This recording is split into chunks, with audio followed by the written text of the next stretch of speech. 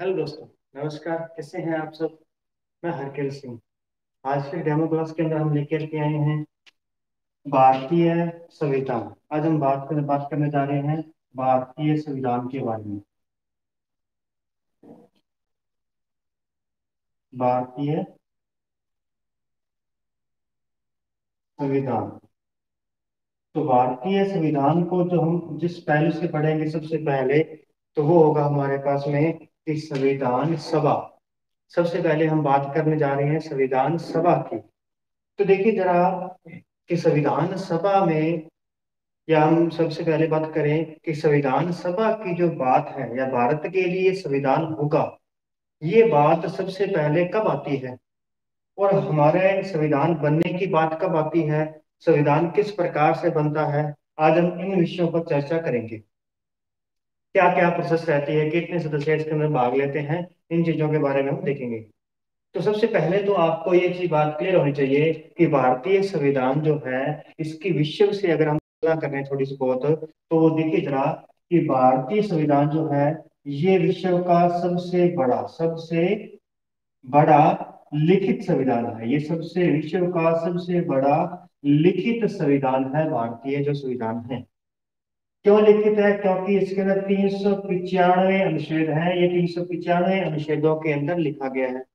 अगर भारत का संविधान सबसे बड़ा है तो सबसे छोटा संविधान भी होगा। तो ध्यान रखिए, सबसे छोटा लिखित संविधान जो है, ये लिखित संविधान है यूएसए का। ये लिखित संविधान किसका है? यूएसए का है, संयुक्त राष्ट्र अमेरिका का है ये। और ये केवल 7 अनुच्छेदों के अंदर लिखा गया है, 7 अनुच्छेदों में लिखा गया है। क्लियर बात इतनी। अब देखिए जरा कि सबसे बड़ा लिखित संविधान भारत का है, सबसे छोटा लिखित संविधान यूएसए का है। तो लिखित लिखित क्यों आ रहा है? क्या कोई अलिखित संविधान भी है? तो देखिए जरा। हाँ, क्योंकि अलिखित संविधान भी है। ध्यान रखिए, अलिखित संविधान की अगर हम बात करते हैं, या हम बात करते हैं कि विश्व में सबसे पहले संविधान किसने बनाया, किस देश ने बनाया, तो वो है ब्रिटेन का। ब्रिटेन का जो संविधान है, ये अलिखित संविधान है। अब अलिखित संविधान है तो ये नहीं बता सकते कि ये बड़ा है या छोटा है। ठीक है, तो ध्यान रखिए, सबसे पहला संविधान किसका है? सबसे पहला संविधान जो है, ये ब्रिटेन का है, जो कि अलिखित है। ये इसकी ये विशेषता है। अलिखित संविधान क्यों है, जरा यहाँ पे मैं इस बात को भी क्लियर कर देता हूँ। क्योंकि ब्रिटेन के अंदर जो प्रणाली है, वो संसदीय प्रणाली है, और संसदीय प्रणाली को ही हमने ब्रिटेन से कॉपी किया है, ब्रिटेन से ही लिया है। तो संसदीय प्रणाली के तहत क्या होता है कि जो कार्यपालिका होती है वो दो प्रकार की होती है। जैसे हमारे यहाँ पे बात करें तो एक राष्ट्रपति है और एक प्रधानमंत्री है। लेकिन हमारी इस प्रणाली के तहत, हमारे इस लिखित संविधान के तहत उन दोनों का ही चुनाव होता है। अलग अलग प्रक्रिया द्वारा उन दोनों का ही चुनाव होता है। लेकिन वहां पर एक प्रधानमंत्री है और एक वहां पे प्रधानमंत्री है और एक वहां पे महारानी है। ठीक है, महारानी, जिसे हम यहाँ सम्राट कहेंगे। ठीक है, सम्राट। तो वहां पे एक सम्राट या महारानी है। लेडीज होगी तो महारानी, और जेंट्स होगा तो उसके लिए सम्राट आएगा। तो देखिए जरा, ब्रिटेन के अंदर प्रधानमंत्री का तो चुनाव होता है, लेकिन रानी महारानी जो है, जो सम्राट होते हैं, ये वंशानुगत होते हैं। ये वंशानुगत होते हैं, वंशानुगत है। तो सामान्य सी बात है, जहां वंशानुगत प्रणाली होगी वहां संविधान को लिखने की जरूरत नहीं होगी। क्योंकि जो बात दादा को पता है वो अपने बेटे को बताएगा, और बेटा उससे आगे अपने बेटे को बताता जाएगा। तो इस प्रकार से ये संविधान जो है इनका चलता रहेगा। तो क्लियर हुई बात यहाँ पे कि इनको यहाँ पर संविधान को लिखने की जरूरत नहीं है। तो इसका संविधान जो है वो कैसा है? अलिखित संविधान है। तो क्लियर करेंगे जरा यहाँ पे। भारत विश्व का सबसे बड़ा लिखित संविधान जो है वो भारत का है, 395 अनुच्छेदों के अंदर है। जबकि सबसे छोटा संविधान यूएसए का है, जो 7 अनुच्छेदों के अंदर है। और अलिखित या सबसे पहला संविधान किसका है? ब्रिटेन का है। तो ये बात होगी हमारी विषयों के साथ तुलना की। अब देखिए जरा कि संविधान सभा की हम बात करते हैं, तो हमें जैसे पता है कि हमारे ऊपर इंग्लैंड का शासन था, ब्रिटेन का जो शासन था, तो वो तो अलिखित संविधान लिखा हुआ है उसके पास में। लेकिन जब भारत की बारी आती है, भारत के संविधान की हम बात करते हैं, तो भारत का संविधान जो है वो लिखा जाता है। वो लिखा इसलिए जाता है, देखिए जरा, सबसे पहले संविधान सभा, हम बात करते हैं संविधान सभा, संविधान सभा की हम बात करते हैं। तो संविधान सभा की सबसे पहले जो बात आती है, या भारत के लिए एक संविधान होगा, ये बात सबसे पहले कही गई थी अगस्त प्रस्ताव के अंदर। अगस्त प्रस्ताव आया था 1940 में। 1940 में अगस्त प्रस्ताव था, जिसके तहत ये कहा गया था कि एक भारत के लोगों के द्वारा एक संविधान का निर्माण किया जाएगा। लेकिन इसकी भी कोई क्लियरिटी नहीं थी, जिसको इसमें भी कुछ कमियां थी, जिसके कारण इसको नया माना गया। इसके बाद में आता है क्रिप्स मिशन। एक आता है क्रिप्स मिशन। क्रिप्स मिशन के द्वारा कहा गया था कि जो संविधान बनाया तो भारतीयों के द्वारा जाएगा, लेकिन जो बनाया जाएगा तो वो विश्व युद्ध के बाद में बनाया जाएगा, विश्व युद्ध खत्म होने के बाद बनाया जाएगा। लेकिन इसका भी विरोध कर दिया गया। उसके बाद में जैसे ही विश्व युद्ध खत्म होता है, उस 1945 के अंदर, जैसे ही द्वितीय विश्व युद्ध खत्म होता है, अमेरिका द्वारा जापान के अंदर 6 अगस्त और 9 अगस्त को नागासाकी और हिरोशिमा पर जो बर्फ बम गिराए जाते हैं, अगस्त और 9 अगस्त, 6 अगस्त 9 अगस्त 1945, ये लास्ट घटना आपको मैं बताना चाहूंगा कि 6 अगस्त 1945 को हिरोशिमा पर और 9 अगस्त 1945 को नागासाकी पर बम गिराए गए थे, परमाणु बम गिराए गए थे जापान के अंदर। और इसके बाद जाकर के ये जो विश्व युद्ध था वो समाप्त हुआ था। चलिए वापस लौटते हैं। जैसे ही ये विश्व युद्ध समाप्त होता है, तो 1945 के अंदर ब्रिटेन के नए प्रधानमंत्री का गठन होता है। इंडिया के नया प्रधानमंत्री चुना जाता है। तो मजदूर पार्टी से, मजदूर पार्टी या लेबर पार्टी इसका नाम आता है, ध्यान रखिएगा। मजदूर पार्टी से एक प्रधानमंत्री को चुना जाता है, उसका नाम है एटली। प्रधानमंत्री, जो नए प्रधानमंत्री होंगे वो कौन होंगे?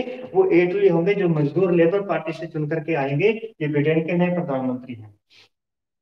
ये जैसे ही इन्होंने पद संभाला अपना, तो पद संभालते ही 1900 सॉरी 20, बताना चाहूंगा आपको डेट इसकी, 20 फरवरी, 20 फरवरी 1946 को इन्होंने घोषणा कर दी। 20 फरवरी 1946 को इन्होंने घोषणा कर दी। घोषणा क्या कर दी कि जून 1948 तक भारत को आजाद कर दिया जाएगा। जून 1948 तक भारत को आजाद कर दिया जाएगा। जैसे ही इन्होंने घोषणा की, तो इनका एक कैबिनेट था, एक इनकी एक कैबिनेट थी। कैबिनेट जो होती है, मंत्रिमंडल के अंदर कैबिनेट होती है, एक ध्यान रखिएगा जरा।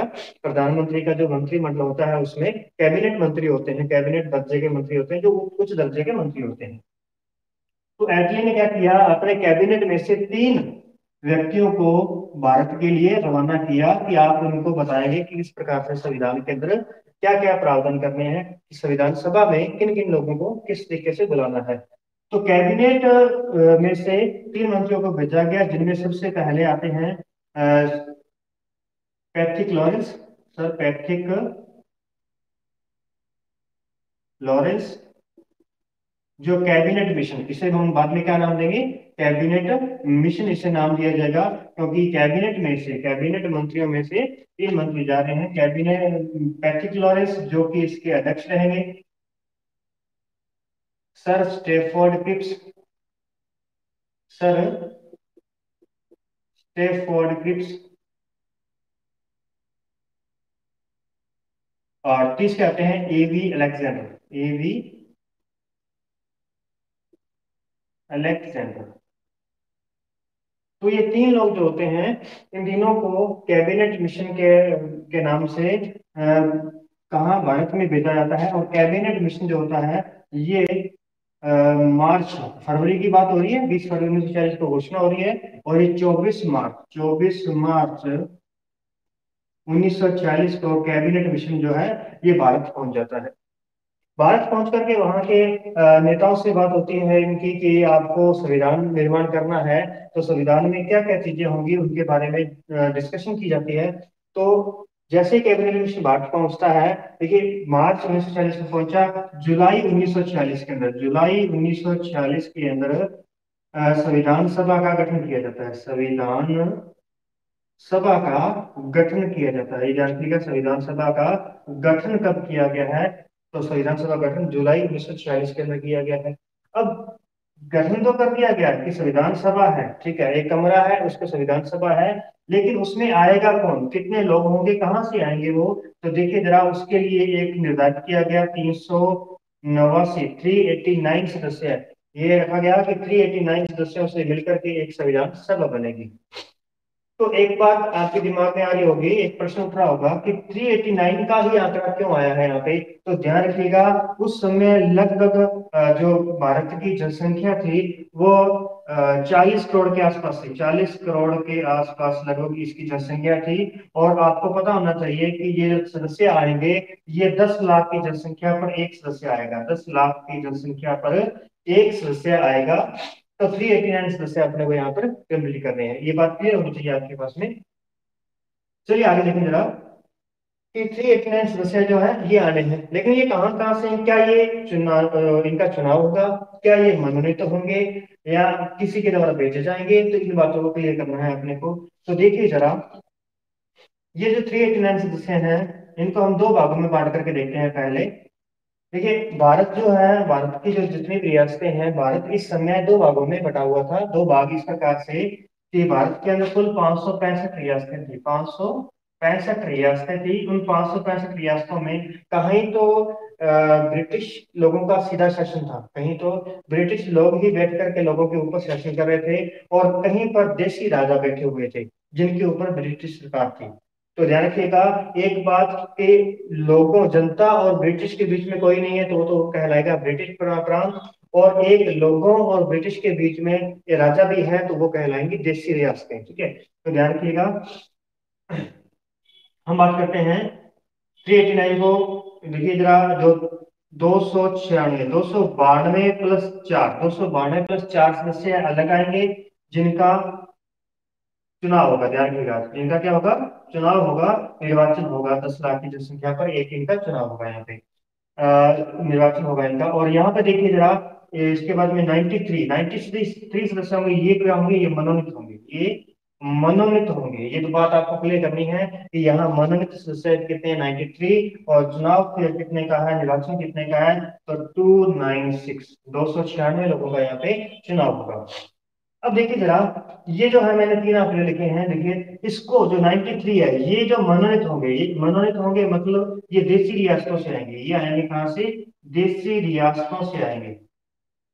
अब देसी रियासतें जो हैं, उन देसी रियासतें से मतलब राजा जो है वो चाहे खुद आ सकता है, या किसी को अपने क्षेत्र से किसी विद्वान को वहां पर के भेज सकता है, ठीक है। तो वो एक हिसाब से क्या होगा, उनको मनोनीत किया गया है यहाँ पे, ठीक है। और जबकि ये जो है इनका निर्वाचन किया गया है, तो ये सदस्य है जिसमें से 292 सदस्य है, इनको कहेंगे हम ब्रिटिश प्रांत। ये कहलाएंगे ब्रिटिश प्रांत। तो ब्रिटिश प्रांत, यहाँ पर क्या होगा? 10 लाख की जनसंख्या पर इन सदस्यों को चुना जाएगा। और चार सदस्य आएंगे कमिश्नरी क्षेत्र से, ठीक है। ब्रिटिश का जो, देखिए जैसे भारत के अंदर वर्तमान में केंद्र शासित प्रदेश हैं, तो उसी प्रकार से पहले कमिश्नरी क्षेत्र हुआ करते थे, ठीक है। तो इसको आपने ध्यान रखना है, कमिश्नरी क्षेत्र। तो कमिश्नरी क्षेत्र थे हमारे पास में चार यहाँ पे। तो 1 मिनट।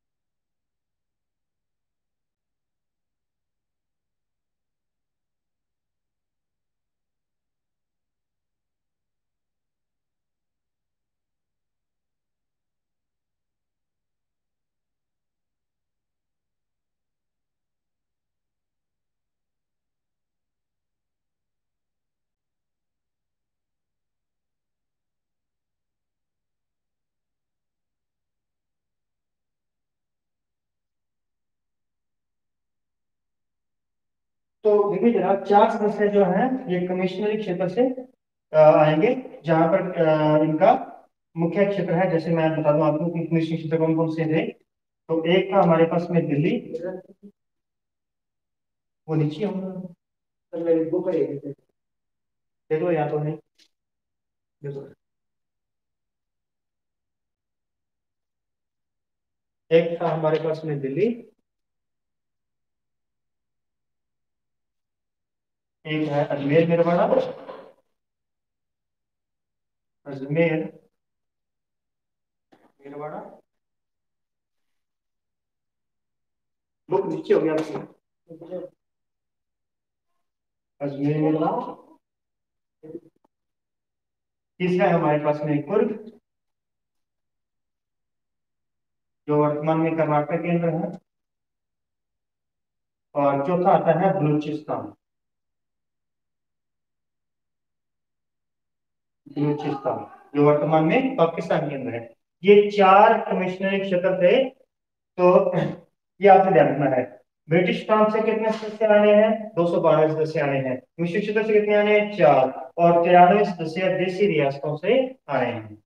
अब शुरू करते हैं, इसको आगे बढ़ाते हैं। अब इन सब का ये जो जो चुनाव होना है, ये निर्वाचन होना है, ये जो लोगों का इकट्ठा करना है 389 सदस्यों को, ये कब किया जाएगा? ध्यान रखिएगा, संविधान सभा के लिए जो चुनाव हुए हैं वो कब हुए हैं? अगस्त 1946 के अंदर। अगस्त 1946, अगस्त 1946 को क्या होते हैं? चुनाव होता है इसके लिए, ठीक है। तो 89 सदस्य यहाँ पे आएंगे, जिनमें से आपने देखना है 93 सदस्य हैं जिस रियासतों से आने वाले हैं, वो क्या है? मनोनीत होंगे, ठीक है। अब आगे बढ़ते हैं इसके बाद में। जैसे ही ये चुनाव हो जाते हैं, ये प्रक्रिया खत्म होती है, उसके बाद में हम बात करते हैं कि संविधान सभा के लिए अब बैठक होगी। सदस्यों को इकट्ठा कर लिया गया है, अब संविधान सभा के लिए क्या होगी? बैठकें होंगी अलग अलग। तो देखिए जरा, संविधान सभा की प्रथम बैठक, पहली बैठक जो होती है वो 9 दिसंबर 1946 को होती है। 9 दिसंबर 1946 को पहली बैठक होती है, जिसके अंदर डॉक्टर सच्चिदानंद सिन्हा को, डॉक्टर सच्चिदानंद सच्चिदानंद सिन्हा को अस्थायी अध्यक्ष बनाया जाता है। अस्थायी अध्यक्ष बनाया जाता है इसका, संविधान सभा का अस्थायी अध्यक्ष किसे बनाया जाता है? डॉक्टर सच्चिदानंद सिन्हा को बनाया जाता है। अब ये भी ध्यान रखिएगा कि डॉक्टर सच्चिदानंद सिन्हा को क्यों बनाया जाता है अस्थायी अध्यक्ष, और किस प्रकार से बनाया जाता है। तो ध्यान रखिएगा, डॉक्टर सच्चिदानंद सिन्हा जो है, ये सबसे वरिष्ठ व्यक्ति होते हैं, वरिष्ठ व्यक्ति होते हैं उस संविधान सभा में जितने लोग हैं उन सब में बुजुर्ग व्यक्ति जो है, बूढ़े व्यक्ति वो कौन है? डॉक्टर सच्चिदानंद सिन्हा है। तो सबसे पहले बुजुर्ग की बात को आगे रखा जाएगा। तो ये जो इनका जो चुनाव हुआ है वो किस आधार पे हुआ है? ध्यान रखिएगा, वो वरिष्ठता के आधार पर हुआ, वरिष्ठता के आधार पर इनका चुनाव हुआ है। ध्यान रखिएगा दोबारा से, अस्थायी अध्यक्ष आपको याद होगा डॉक्टर सच्चिदानंद सिन्हा को बनाया गया है, ये आपको याद है, क्लियर है, कोई दिक्कत नहीं। लेकिन किस आधार पे बनाया गया है ये आपको जानना जरूरी है, वरिष्ठता के आधार पर बनाया जाता है यहाँ पे। क्लियर, आगे बढ़ते हैं। ये हमारी पहली बैठक थी। दूसरी बैठक जो आती है वो 11 दिसंबर 1946 को, 11 दिसंबर 1946 को संविधान सभा की दूसरी बैठक होती है, जिसके अंदर डॉक्टर राजेंद्र प्रसाद को स्थायी अध्यक्ष बनाया जाता है। संविधान सभा का स्थायी अध्यक्ष किसे बनाया जाता है? तो ये आपको ध्यान रखना है, डॉक्टर राजेंद्र प्रसाद जो है, इनको स्थायी अध्यक्ष बनाया जाता है 11 दिसंबर 1946 संविधान सभा की दूसरी बैठक के अंदर। अब इनका जो चुनाव किया गया है, ये उनका सदस्यों द्वारा ही चुनाव किया गया है, उनमें से ही। आगे बढ़ते हैं। तो बी एन राव जो है, इनको संवैधानिक सलाहकार बनाया जाता है। बी एन राव जो है, इन बी एन राव, इन्हें संविधान सभा का संवैधानिक सलाहकार सलाहकार जो है, किसे बनाया जाता है? बी एन राव को बनाया जाता है। तीसरी बैठक जो इंपॉर्टेंट है, जिसकी हम बात करेंगे, तीसरी बैठक होती है 13 दिसंबर 1946 को तीसरी बैठक होती है। और तीसरी बैठक के अंदर पंडित जवाहरलाल नेहरू के द्वारा उद्देश्य प्रस्ताव पेश किए जाते हैं। उद्देश्य प्रस्ताव पेश किए जाते हैं संविधान सभा के समक्ष, उद्देश्य प्रस्ताव पेश किए जाते हैं, जिन्हें आगे चल करके प्रस्तावना का नाम दिया जाता है। प्रस्तावना यानी कि ये प्रस्तावना ही होती है एक हिसाब से, ये प्रस्तावना इसी उद्देश्य प्रस्ताव से ही बनती है। तो आपको ध्यान रखना है कि प्रस्तावना को किस रूप में पेश किया गया था, तो ये ध्यान रखना किस रूप में, उद्देश्य प्रस्ताव के रूप में पेश किया गया था। चलिए देखिए, ये हमारे पास में तीसरी बैठक है, और इस बैठक के बाद में लगातार बैठक होती रहती है और संविधान बनने की प्रक्रिया आगे शुरू हो जाती है। तो संविधान सभा की प्रथम बैठक जो होती है 9 जून 1946 को, यहाँ से संविधान बनना हमारा शुरू होता है, यहाँ से माना जाता है। क्लियर है एक बार? अब देखिए जरा, अब यहाँ पर आपको ध्यान रखनी है कि संविधान निर्माता डॉक्टर भीमराव अम्बेडकर को माना जाता है, लेकिन अभी तक हमने उसकी उनकी बात नहीं की है। तो देखिए जरा, उनको करना भी जरूरी है, वो सबसे इम्पोर्टेंट अहम भूमिका निभाते हैं इस संविधान के अंदर। तो हम जरा डॉक्टर भीमराव अम्बेडकर की बात कर लेते हैं। भीमराव अम्बेडकर की अगर हम बात करते हैं, तो देखिए जरा, संविधान सभा के अंदर इनका चुनाव होता है, लेकिन ये सबसे पहले ये बॉम्बे से चुनाव लड़ते हैं। बॉम्बे से जब ये चुनाव लड़ते हैं, तो बॉम्बे से चुनाव लड़ते हैं तब ये चुनाव हार जाते हैं, यहाँ चुनाव ये हार जाते हैं। उसके बाद में ये बंगाल का, पश्चिम बंगाल का जो एक क्षेत्र है, पश्चिम बंगाल का एक क्षेत्र, वहां से चुनाव लड़ते हैं, लेकिन वहां से ये चुनाव लड़ेंगे मुस्लिम लीग की तरफ से। मुस्लिम लीग, मुस्लिम लीग की तरफ से ये वहां पे चुनाव लड़ेंगे, ध्यान रखिएगा। वहां पर ये चुनाव लड़ेंगे मुस्लिम लीग की तरफ से, उनकी टिकट पर चुनाव लड़ेंगे। और जब ये चुनाव लड़ते हैं, तो ये चुनाव यहाँ पे ये जीत जाते हैं। कहाँ से? बंगाल से ये जीत जाते हैं। तब ये बंगाल था, यहाँ पे पश्चिम बंगाल नहीं था, क्योंकि बांग्लादेश तो 1971 के अंदर बनता है। तब तक क्या है, अभी तो समय जो चल रहा है हमारे पास में 1945 से 46 का चल रहा है। तो बंगाल से चुने जाते हैं। लेकिन आगे और देखिए जरा, जैसे जैसे माउंट बेटन की योजना सामने आती है। माउंट बेटन जो है, ये तत्कालीन तत्कालीन गवर्नर जनरल है भारत के, माउंट बेटन जो है। तो इनके द्वारा एक घोषणा की जाती है 3 जून 1947 को। 3 जून 1947 को एक घोषणा की जाती है कि भारत के दो टुकड़े होंगे, भारत को दो भागों में बांटा जाएगा, एक भारत और एक पाकिस्तान के रूप में बांटा जाएगा। ठीक है, तो ये माउंट बेटन योजना कहलाती है। इसे माउंट बेटन योजना या माउंट बेटन विभाजन योजना कहते हैं, भारत विभाजन योजना कहते हैं, या इसे 3 जून योजना कहा जाता है, ये याद रखिएगा। अब जैसे ये बातें सामने आती हैं, तो यहाँ हमें पता चलता है कि अब अम्बेडकर जी तो आए हैं कहाँ से? मुस्लिम लीग की तरफ से। लेकिन जब पता चलता है, जब बीएन राव के द्वारा बताया जाता है, बीएन राव कौन होते हैं? संवैधानिक सलाहकार। बीएन राव के द्वारा कहा जाता है कि हमारा अम्बेडकर जी के बिना काम नहीं बनेगा, उनकी हमें बहुत सख्त जरूरत है। तो जैसे ही ये जो बंगाल का जो क्षेत्र है, जहां से ये चुन करके आने वाले हैं, वो क्षेत्र चला जाता है पूर्वी पाकिस्तान के अंदर, यानी उसका पूर्वी पाकिस्तान के अंदर क्षेत्र होने के कारण अब इनको क्या करना पड़ेगा? मुस्लिम लीग से इनकी सीट जो है वो खाली हो जाएगी। जैसे ही पाकिस्तान की बात हो रही है, तो मुस्लिम लीग तो पाकिस्तान के साथ थी, तो उसकी जगह पर इनकी सीट जो है संविधान सभा में खाली हो जाएगी। इसका मतलब अब मुस्लिम लीग वहां पे नहीं रहने वाली है।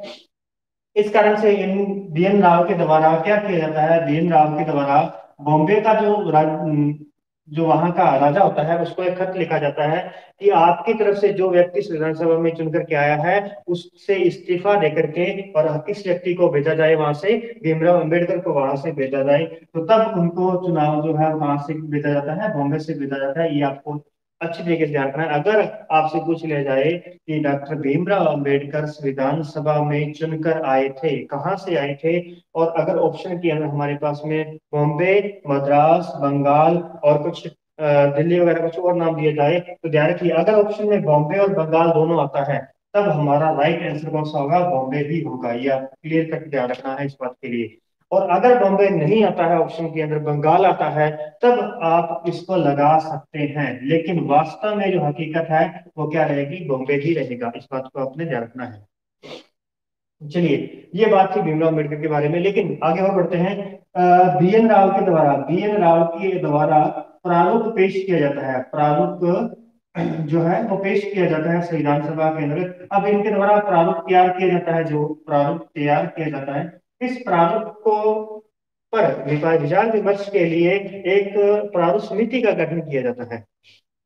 भीमराव बी एन राव के द्वारा प्रारूप तैयार किया जाता है संविधान सभा का, लेकिन उसके लिए एक प्रारूप समिति का गठन किया जाएगा। तो प्रारूप समिति जो होगी, प्रारूप समिति का गठन जो किया जाता है, ये 29 अगस्त 1947 को किया जाता है। 29 अगस्त 1947 को किया जाता है, जिसके अध्यक्ष कौन होते हैं? डॉक्टर भीमराव अम्बेडकर होते हैं। बी आर अम्बेडकर जो है, अम्बेडकर को इसके अध्यक्ष बनाया जाता है। ये 7 सदस्यीय समिति होती है, 7 सदस्यीय समिति होती है, जिसके अध्यक्ष भीमराव अम्बेडकर होते हैं। क्लियर? यहाँ पे ध्यान रखिएगा, प्रारूप समिति का जो है अध्यक्ष कौन है? डॉक्टर भीमराव अम्बेडकर है। और इस प्रारूप समिति का गठन कब किया गया है? 29 अगस्त 1947 को किया गया है। प्रारूप का मतलब ढांचा, ढांचा का मतलब ड्राफ्ट, तो इसको ड्राफ्ट कमेटी भी कहा जाता है, ड्राफ्ट कमेटी भी कहा जाता है, याद रखिएगा, ड्राफ्ट कमेटी भी कहा जाता है। तो प्रारूप समिति या ड्राफ्ट कमेटी एक ही बात है। नेक्स्ट इसके बारे में देखिए जरा। अभी तक आप ये सोच रहे होंगे कि बी एन राव जो है, बी एन राव, इनकी मतलब बहुत बड़ी महत्ता होती है। बी एन राव जो होते हैं ये संवैधानिक सलाहकार हैं। तो ध्यान रखिए जरा, अगर आपसे पूछ लिया जाए कि बी एन राव जो है क्या संविधान में इनका मनोनीत हुआ था, निर्वाचन हुआ था, नहीं हुआ, तो किस प्रकार से? तो ध्यान रखिएगा, बी एन राव जो होते हैं ये संविधान सभा के सदस्य नहीं होते, ये संविधान सभा के सदस्य नहीं होते, लेकिन इनका संविधान के प्रति पूरा रुझान होता है। लेकिन और ये क्या होते हैं? ये एक आईएएस ऑफिसर होते हैं, आईएएस अधिकारी होते हैं। और ये अपना बिना किसी लालच के ही इस संविधान सभा में अपना योगदान देते हैं। और ये क्या होते हैं, एक इन्हीं इसलिए इनको क्या बनाया जाता है? संवैधानिक सलाहकार बनाया जाता है। ध्यान रखिएगा, बी एन राव संविधान सभा के सदस्य नहीं होते हैं, वो एक आईएएस ऑफिसर होते हैं। चलिए आगे बढ़ते हैं। इसी बीच 29 अगस्त तक हम पहुंच गए हैं 1947, लेकिन इसी बीच हम आप देखते हैं कि 15 अगस्त 1947 को भारत जो है आजाद हो जाता है। तो देखिए जरा, उसके लिए भी दो दो चार बातें देख लेते हैं। उसके जो बंटवारे की बात होती है वो कब आती है? माउंटबेटन योजना 3 जून 1947 में आती है बात कि इसका बंटवारा किया जाएगा।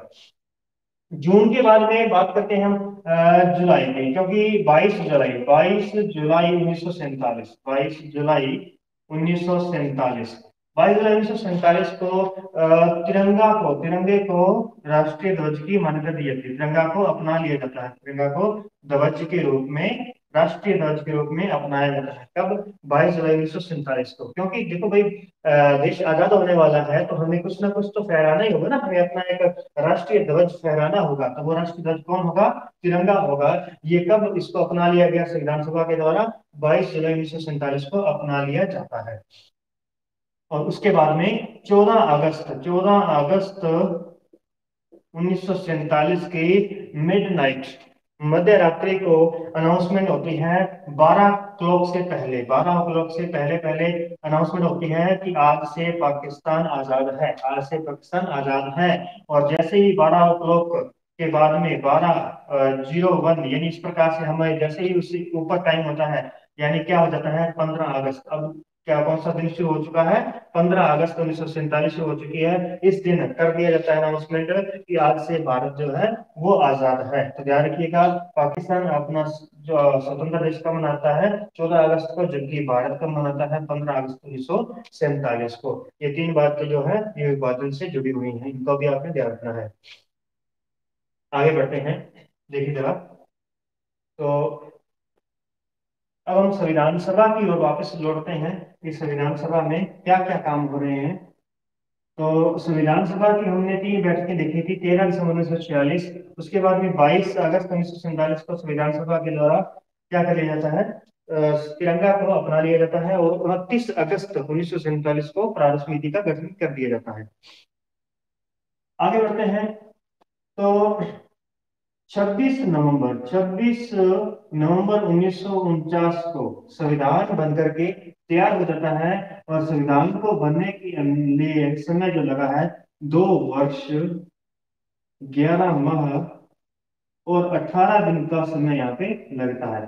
संविधान को बनने के लिए 2 वर्ष 11 माह 18 दिन का समय यहाँ पे लगता है। अब आपको ध्यान रखना है यहाँ पे कि 26 नवंबर 1949 को संविधान को आंशिक रूप से लागू किया जाता है। आंशिक रूप से, ध्यान रखिएगा, आंशिक रूप से लागू किया जाता है, पूर्ण रूप से नहीं, आंशिक रूप से लागू किया जाता है। इस दिन संविधान के कुल, ध्यान रखिएगा, कहीं पर 15 और कहीं पर 16 लिखा जाता है। तो इस दिन संविधान जो है हमारा, उसमें से 16 अनुच्छेद लागू किए जाते हैं। 16 अनुच्छेद लागू किए जाते हैं। जानिए, देखो 15 अनुच्छेद तो आपको हर जगह लिखे हुए मिलेंगे, 15 अनुच्छेद हर जगह लिखे हुए मिलेंगे, लेकिन ये बात कहाँ लिखी है कि 26 नवंबर 1949 को संविधान आंशिक रूप से लागू होगा और 26 जनवरी 1950 को संविधान पूर्ण रूप से लागू होगा। ये बात खुद 394 अनुच्छेद में लिखी गई है। अनुच्छेद 394 में ये बात लिखी गई है कि संविधान में से 15 अनुच्छेद लागू होंगे। कब? 26 जनवरी 1949 को, और बाकी पूर्ण संविधान लागू होगा 26 जनवरी 1950 को। 26 जनवरी 1950 को संविधान पूर्ण लागू होगा। ये बात कहाँ लिखी गई है? अनुच्छेद 394 के अंदर। यानी 15 अनुच्छेद लागू हुए, लेकिन उनको लागू करने के लिए 16वां अनुच्छेद कौन सा है? 394। इस बात को आपने जानना है कि 16 अनुच्छेद, कुल बात की जाए कुल कितने अनुच्छेद लागू होते हैं, तो 16 अनुच्छेद लागू होते हैं, जिसमें 16वें अनुच्छेद के अंदर ही यानी 394 में ही लिखा गया है कि 15 अनुच्छेद लागू करने हैं हमको, जिनमें आप देख सकते हैं 5, 6, 7, 8, 9, यानी नागरिकता। सबसे पहले बात किसकी आएगी? नागरिकता की बात आएगी। उसके बाद में क्या आएगा? 60। शपथ की बात आएगी, राष्ट्रपति के शपथ की बात यहाँ पे की जाएगी। और इसी प्रकार से 324 निर्वाचन के संबंध की बात की जाएगी। और 366, 367 भाषा की बात की जाएगी। कौन सी भाषा हमें यूज करनी है, क्योंकि संविधान लागू होगा तो भाषा भी तो यूज करनी है हमें। 380 के बाद में ये हमारे पास में 394, कुल मिलाकर के हमारे पास में 15 अनुच्छेद ये होते हैं और 16 अनुच्छेद 394 बनता है। ध्यान रखिएगा इस बात को। चलिए देखें जरा, हम यहाँ 26 नवंबर 1949 की बात कर लेते हैं। 26 नवंबर 1949 को जो संविधान हमारा बनकर के तैयार होता है, इस दिन संविधान को अंगीकृत, अधिनियमित और आत्मार्पित किया जाता है। आत्मार्पित किया जाता है। इस दिन संविधान को अंगीकृत, अधिनियमित और आत्मार्पित किया जाता है। तो ये बात आप ध्यान रखेंगे। 26 नवंबर को ही संविधान बनकर तैयार हुआ, तो इसे पहले विधि दिवस के रूप में मनाया जाता था, विधि दिवस के रूप में मनाया जाता था। लेकिन 26 नवंबर 2015, 26 नवंबर 2015 से इसे संविधान दिवस के रूप में मनाया जाने लगा है। संविधान दिवस के रूप में मनाया जाने लगा है, ये ध्यान रखिएगा। तो यहाँ हमारे पास में संविधान बनकर के तैयार हो जाता है और हम इसे संविधान दिवस के रूप में मनाना शुरू कर देते हैं। लास्ट कुछ बातें रहेगी हमारे पास में, देखिए जरा। 26 जनवरी 1950 को संविधान पूर्ण रूप से लागू होगा। इससे पहले संविधान की अंतिम बैठक होती है, संविधान सभा की अंतिम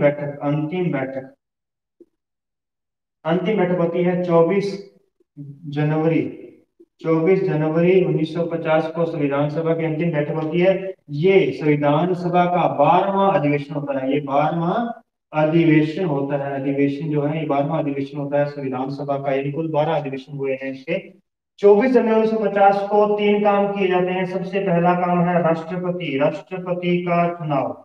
राष्ट्रपति का क्या किया जाएगा? चुनाव किया जाएगा, राष्ट्रपति का निर्वाचन किया जाएगा। राष्ट्रपति किसे बनाया गया है? डॉक्टर राजेंद्र प्रसाद को राष्ट्रपति। देखिए जरा, यहाँ पे मैं निर्वाचन की बात क्यों कर रहा हूँ, ध्यान रखिए आपको बात, क्योंकि जब 1950 के अंदर क्या किया, 24 जनवरी को राष्ट्रपति का निर्वाचन की बात अगर हम क्यों कहते हैं, क्योंकि पहले राष्ट्रपति के लिए निर्वाचन कहा गया था कि आपको किसको राष्ट्रपति पद के लिए खड़ा होना है, उम्मीदवार के लिए आपको एक फॉर्म भरना होगा। यानी राष्ट्रपति पद के लिए आपको एक फॉर्म भरना है, उम्मीदवार अगर उसका बनेगा कोई, तो देखिए उसके लिए एक ही फॉर्म आया था, एक ही पत्र आया था राजेंद्र प्रसाद जी का कि मुझे राष्ट्रपति बनना है, ठीक है, और किसी को दिक्कत नहीं थी। और दूसरी बात ध्यान रखिएगा आप, दूसरी बात आपको ध्यान रखनी है क्या, कि जब तक ये राष्ट्रपति का चुनाव होता है, ये बात हमारे संविधान में लिखी गई है, इसका भी चुनाव हुआ है, राजेंद्र प्रसाद जी का भी चुनाव हुआ है। क्यों? क्योंकि संविधान सभा जो है, जो हमारी संविधान सभा है, ये इसके दो कार्य थे, इसके दो काम थे। एक ये संविधान सभा के रूप में काम करती थी और एक ये संसद के रूप में भी काम करती थी। जब तक हमारे पास में हमारे कोई, देखो, भारत जो है आजाद हो गया 1947 के अंदर, 15 अगस्त 1947 को भारत आजाद हो गया। लेकिन भारत का संविधान लागू हुआ है 26 जनवरी 1950 को। तो इस बीच भारत चलेगा कैसे, कौन चलाएगा भारत को? तो भारत को चलाएगी कौन? संविधान सभा। किसके रूप में चलाएगी? संसद के रूप में चलाएगी। ये बात आपने ध्यान रखनी है। संविधान सभा का एक काम नहीं, दो काम थे, संविधान बनाना और तब तक के लिए संसद के रूप में काम करना। तो इसका मतलब जब इसने संविधान सभा ने संविधान को लागू किया है, तब इसका मतलब ये किस रूप में काम कर रही थी? संविधान सभा के रूप में। और जब ये चुनाव कर रही है राष्ट्रपति का, इसका मतलब ये किस रूप में काम कर रही है? संसद के रूप में काम कर रही है। इस बात को याद रखिएगा। तो राजेंद्र प्रसाद जी का निर्वाचन हुआ था और यही भारत के प्रथम राष्ट्रपति थे। दूसरी बात याद रखिएगा, राष्ट्रगान, राष्ट्रगान को अपनाया जाता है, राष्ट्रगान को अपनाया जाता है। राष्ट्रगान जो है जनगण मन, जनगण मन को अपनाया जाता है, जनगण मन को राष्ट्रगान के रूप में माना जाता है, मान्यता दी जाती है। इसको, इसके लेखक कौन है? रविंद्रनाथ टैगोर हैं और गीतांजलि पुस्तक से इसको लिया गया है। जन राष्ट्रगान को सबसे पहले 1911 के अंदर कोलकाता अधिवेशन के अंदर गाया गया था, कोलकाता अधिवेशन में गाया गया था। और राष्ट्रगीत, तीसरा काम यहाँ पे होता है राष्ट्रगीत। राष्ट्रगीत वंदे मातरम को अपनाया जाता है, वंदे मातरम जो है इसको राष्ट्रगीत के रूप में मान्यता दी जाती है। तो वंदे मातरम जो है बंकिम चंद्र चटर्जी के द्वारा लिखा गया था। अंत में आपको बताना चाहूंगा कि 26 जनवरी 1950 को ही संविधान क्यों लागू होता है। तो ध्यान रखिएगा, दिसंबर 1929 को लाहौर अधिवेशन, लाहौर रावी नदी के किनारे लाहौर अधिवेशन के अंदर जो इसकी अध्यक्षता कर रहे थे वो पंडित जवाहरलाल नेहरू इसकी अध्यक्षता कर रहे थे। ये कांग्रेस का अधिवेशन था दिसंबर 1929 के अंदर। और इन्होंने घोषणा की थी कब? 26 जनवरी 1930 को इन्होंने घोषणा की कि आज से हम 26 जनवरी को स्वतंत्रता दिवस के रूप में मनाएंगे। तो इस यहाँ से परंपरा शुरू हुई स्वतंत्रता दिवस मनाने की। तो हर साल 26 जनवरी को स्वतंत्रता दिवस मनाते रहे। और लेकिन भारत तो स्वतंत्र हो गया था 15 अगस्त 1947 को। तो 15 अगस्त को भारत जो है आजाद हो जाता है। इसलिए ये क्या करते हैं, इस परंपरा को आगे जारी रखने के लिए इसी दिन ही संविधान को लागू किया जाता है और इस दिन को नाम दे दिया जाता है गणतंत्र दिवस। तो यहाँ से हम क्या शुरू कर दिया हमने, इसको मनाना गणतंत्र दिवस के रूप में मनाना शुरू कर दिया जाता है। तो ये बात आप ध्यान रखिएगा। तो आज के लिए इतना ही, धन्यवाद। फिर मिलेंगे नेक्स्ट क्लास के अंदर।